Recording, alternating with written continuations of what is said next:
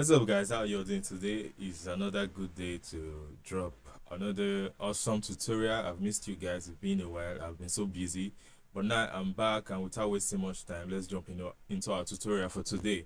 Yeah, we're going to talk about the 5 mistakes young engineers make when mixing. Now, without wasting much time, I'm going to make this tutorial as fast and quick as possible. Okay, so it doesn't become lengthy. The first mistake I see most upcoming mixing engineers make or audio engineers make is proper gain staging. Okay, now when you get a mix, for me personally, the first thing I do is I like to gain stage. I'll just quickly switch into my mixer. Yes, yes, this is my mixer, and these are my elements. The ones colored in green, like are the drums. Yellows are the instrument. The red is the bass guitar. Now, if I should raise this up, you see this volume knobs, right? You see these knobs, right? Yeah, these knobs, these faders, right? So I've done the first thing I do in my mix is I do proper gain staging. I volume balance my tracks. Okay, that is the first thing I do. Most guys just the mistake they make is you just get a track and you start throwing plugins. Yes, you start throwing plugins and all that. Well, that is not a good move. The first thing you should do is you do proper gain stage. Like if you look at this kick, you can see I had to take it down to at least minus 3 dB thereabouts. Same thing with the snare.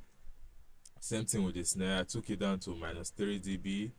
Now minus 5, minus 10, the overheads, the rows, minus 7, and so on and so forth. So that's the first thing you do.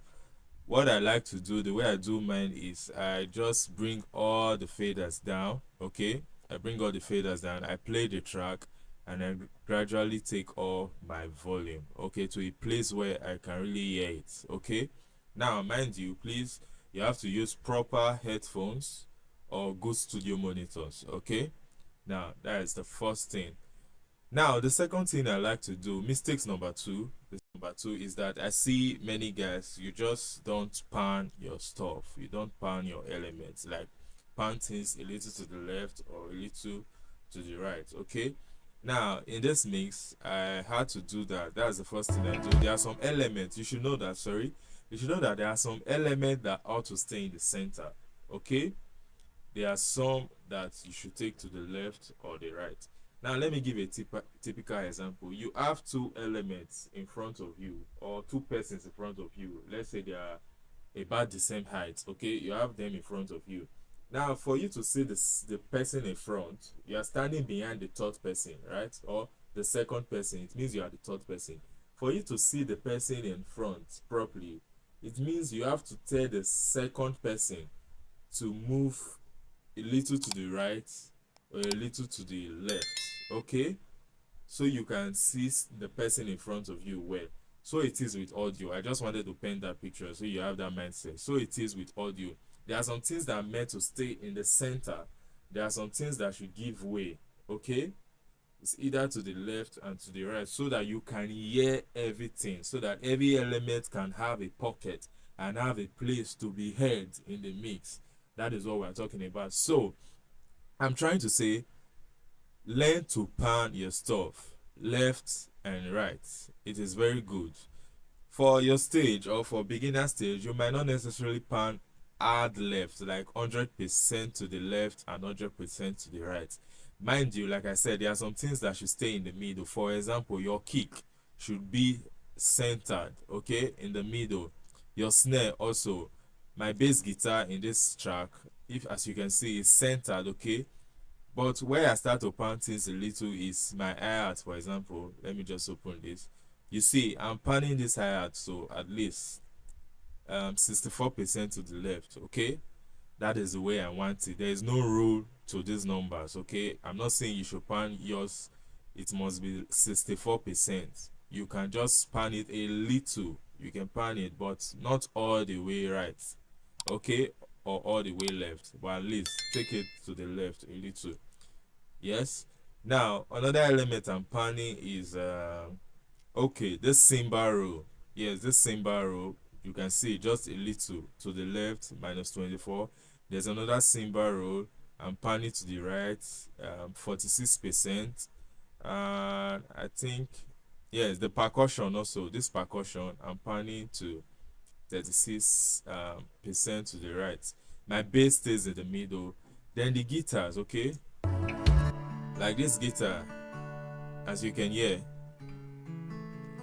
89% to the left, okay?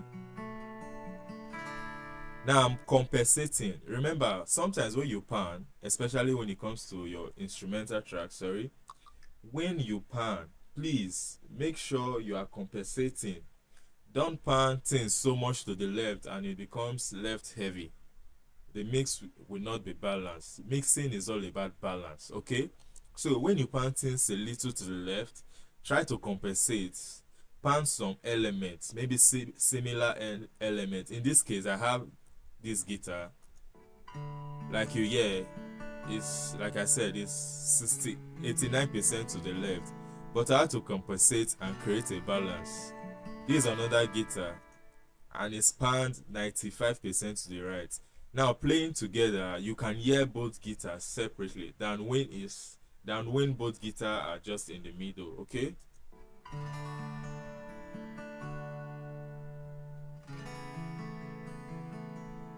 Yes, that's what I'm talking about, creating space in the mix, okay? There are some other element that I panned, okay, but I'm not going to go into that because I'm sure you already get the message. Now, mistake number 2 or 3, sorry, mistake number 3, yes, is what I call overuse of compression. Yes, overuse of compression. Let me give an example using this kick track. Yes, so let's listen to this kick real quick. I did a little processing on the kick. Yes. On my send, as you can see, this is the insert. There's nothing on the kick right now. I'm just doing little EQ moves here and there. Yes, just little, okay? Yeah, I didn't do much to the kick. So let's say I want to compress this kick. It's a live kick, right? Let's say, let me reach out for this compressor. Let's say I want to compress this kick. I usually like to start around sorry, let me just, there's a custom I set for my kick to make my workflow fast. Yes, I usually like to compress around ratio 3 to at least 4, 3 to 1 or 4 to 1, okay? That's what I like to do. That's what I like to start with. Sometimes I may start with just 2 to 1, okay? I don't want so much compression or my ratio to be so high. So I see lots of up and coming engineers making this mistake. They tend to over compress their kick. Sometimes it can be a good thing, sometimes it can be a bad thing, but again, instead of over compressing, all right, I want you to listen to the difference. Now this is clearly over compressed right now.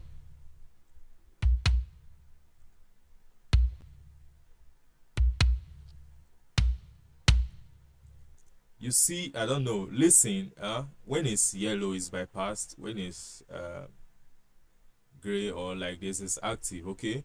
Now listen to what compression is doing to this kick before.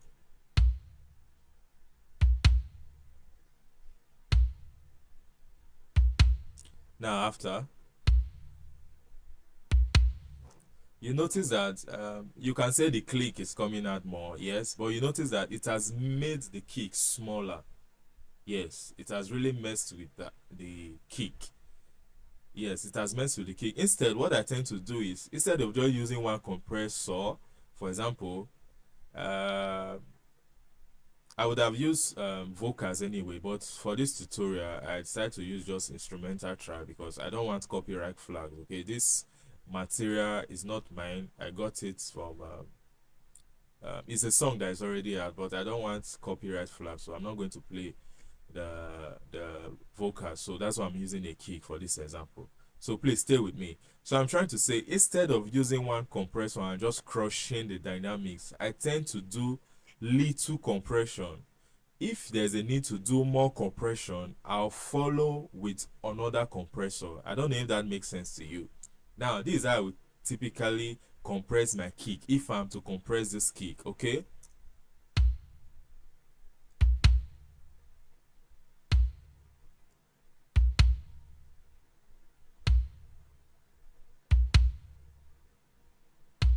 I think at about here is just fine for me. I'm going to bypass in. Now, I don't know if you notice the difference. Bypassed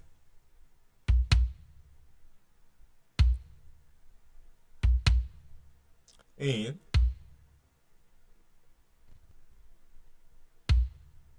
Hardly any difference, right? Because I'm not doing so much. I'm not crushing the dynamics. I'm not taking away from the kick. I just want the peaks to be more controlled. All right, that's what I'm doing with this compression. If there's a need to do another set of compression, I'll follow with another compressor that will also do just little and not crush the kick. For this, I'll use, let's say I'm using the C2. Now listen, I'm going to take this all the way up and gradually take my threshold till I can get at about 1 or 2 dB of gain reduction.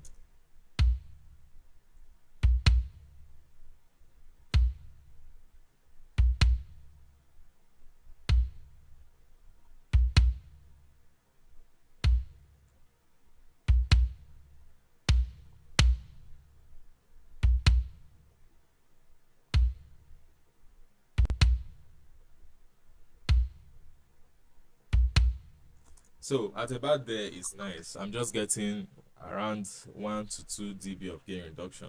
Now listen without the compressor, without the compression. Now, okay, what I'll do is I'll bypass both compressors, okay?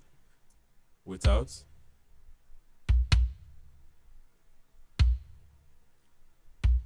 Now wait.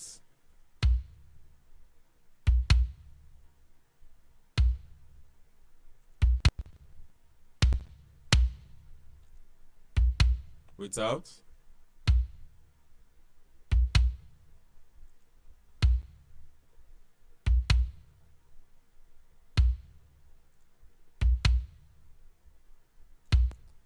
Now that is what I'll typically do, okay? The same thing with vocals, okay?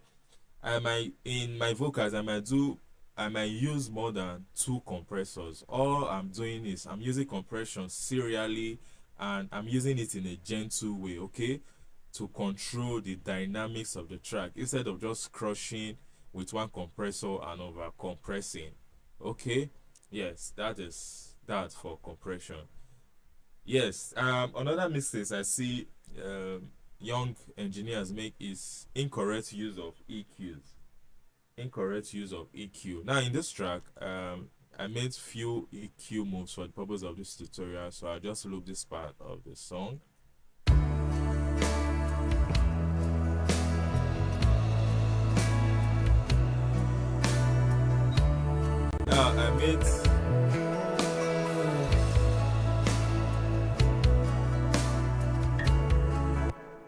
Now I made some EQ move. For example, this pad, let me just solo this. Now this is a stock EQ from Cubase, okay?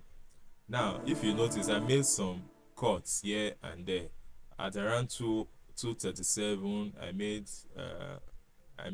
a cut at -2 dB. At around 300 Hz, I made a cut.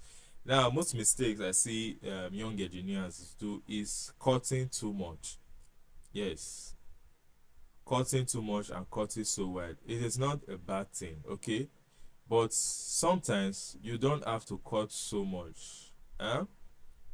Instead of cutting so much like this, and just do little cuts here and there. But sometimes the elements can be very disturbing and you want to cut so much. That is fine, but when it's not like that, please always learn to cut little. Don't just do drastic cuts. And when you are cutting, in fact, what I'm trying to say is better to cut than to boost. when you are using EQs for up and coming engineers, it is better to cut than to boost. Some of you just make moves like this and boost here and boost there and boost there. And some of you, while you do this, you also do it in solo. Now, nobody is going to listen to your mixes in solo. Yes. That while you make this move, my advice is learn to cut, okay, with narrow cuts, okay, and don't cut more than 3 dBs, okay. 1 to 3 dBs, don't cut more than that, because your hearing might not be so perfect and you might just be making the wrong moves. And please don't boost, especially heavy boosting like this, okay. Instead, I advise you just cut, okay. Cut things that you feel are not wanted in the mix or in that very element. So that is for that. Please, that is how you cut or how you use an EQ. Try not to boost for the now, just cut stuff, okay. Yes, please, for your level. Now, mistakes number 4 or mistakes number 5. What we do most times, people make these mistakes of not referencing. Yes, not referencing. If you look at this track, I have a reference track here. I always name this ref or reference. Yes, I always have a reference track. I'm not going to play it out, yes, for copyright issues or strikes. Yes, but I always reference my track. So learn to get references that are closer or that are similar to the kind of mix you are making. Professional references. Reference good tracks, okay, tracks that are doing the numbers out there, that was mixed by professional engineers, okay. Learn to use those tracks to reference. When you reference with those tracks, you notice it helps to increase your workflow and it makes your mixes sound better. It might not be 100% close to your reference, but at least it's a kind of guide, okay, that will make you mix faster and mix better with time. You start to hear how the kick should sound, the amount of low end you should have in a track, the amount of volume, okay, how loud should the bass be, how loud is the kick, and how loud is the vocal, where's the vocal in the mix, how the reverb is it so obvious or is it little. Yes, so that is how it is. And I'm going to give you one bonus stuff. Please stay till the end of this video. If you've not subscribed, subscribe, like this video, and share if you have to, comment if you have to, if you have any question. But before the bonus track, now when mixing, try to volume balance and make sure you are hitting at about minus 18 decibels, between minus 18 and minus 12. Like if I should play this track, listen to the track.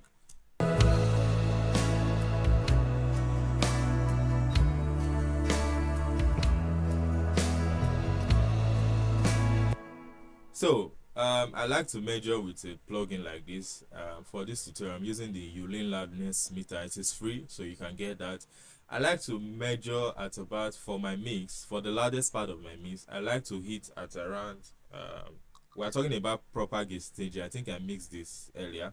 So we're talking about proper gauge staging. I like to hit at about minus 18 to roughly minus 12 dB gain reduction. But in LUFS, okay, this plugin I'm measuring with LUFS, or it measures with LUFS, that should be around minus 24 or 25 to minus 21 LUFS. Typically I'm looking at the integrated loudness, or sometimes I look at the short term, okay, for the loudest part of the song. So if I play this track, you notice we are peaking around minus 21 and minus 22 LUFS. Or if you have a plugin that can measure in decibels, you measure minus 18 to minus 12 decibels. So let me just play this so you hear it.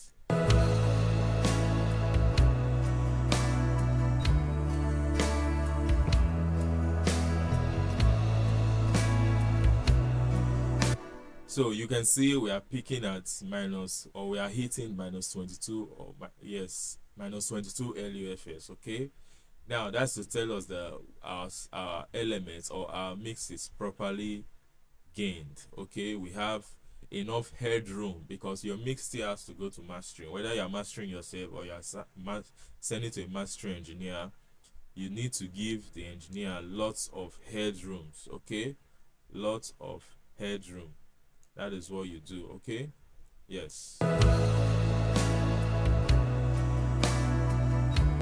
Yes, now to the final bonus tip, or yes, mistake I see most engineers make is your reverbs are too obvious, too loud in the mix. Okay, now there's no vocal yet to demonstrate with. I had to mute the vocal, but my point is, learn to make your reverse not so obvious, except you are using it to create a special effect which can be understood. But if you listen to professional mixes, that's why I said reference. Okay, if you listen to professional mixes, you don't hear that too much reverb. Instead, you feel it.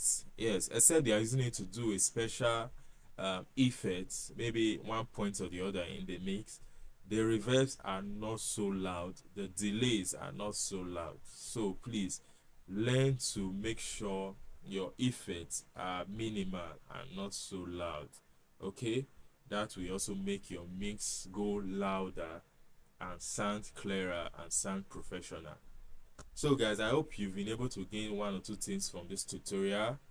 Yes, please like I said, subscribe to my channel and turn on that notification bell so you get notified each time I post content like this. Thank you very much. Stay safe, stay good. Till I see you again.